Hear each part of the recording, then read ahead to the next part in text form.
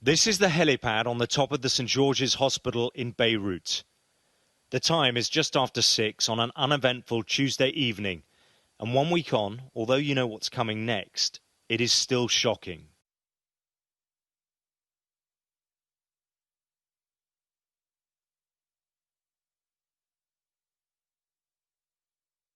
Down below, the hospital's other 230 closed-circuit cameras captured the chaos. It's the first time this footage has ever been shown.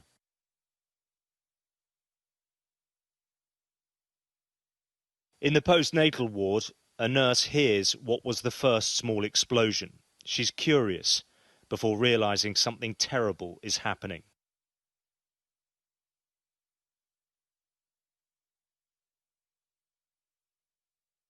Disoriented, she gets to her feet and rushes to the babies in her care. Off camera, she takes them to safety. The babies were right here. Nurse Pamela Zenoun was in the ward above, the neonatal intensive care unit. They treat premature babies. This video shows her working just moments before the blast. She feels the first tremor, and then the room collapses. Smoke, rubble, and fear.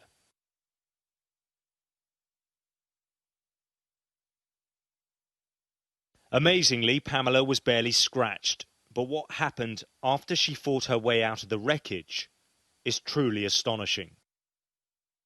The other nurses were very badly injured? They were very badly injured. They were all bleeding. They were standing over there, and they looked at me, and I looked at them. I started to scream, what happened? They just looked at me this way and looked at each other. They were all bleeding. They couldn't even talk. All the ceiling was on the floor.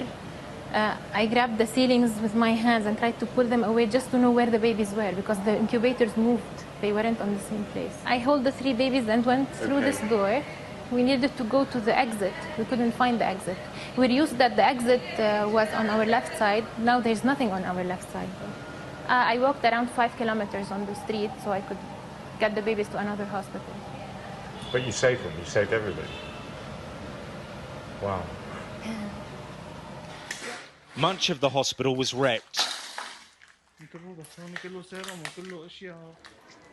17 people were killed, nurses, patients and visitors amongst the victims.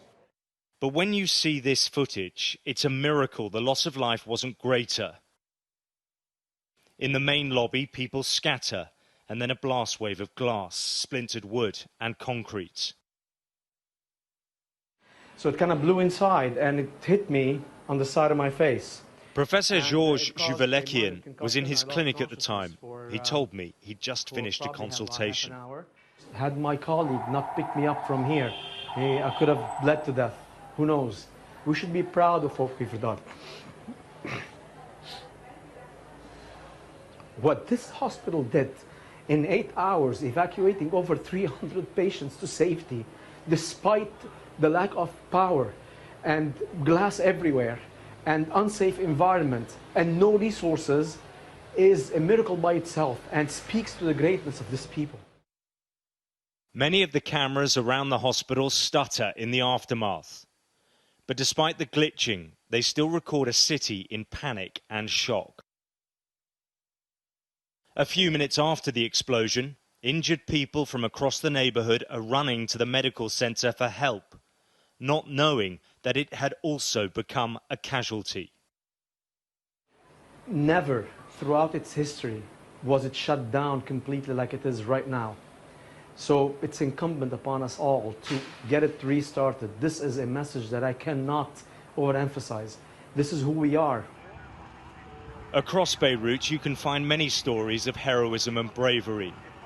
But this is a place where the disease of corruption never allowed a healthy state to grow. And as it remembers its victims, the challenges of mending this fractured city, its politics and economy will take years to overcome. Alex Rossi, Sky News, Beirut.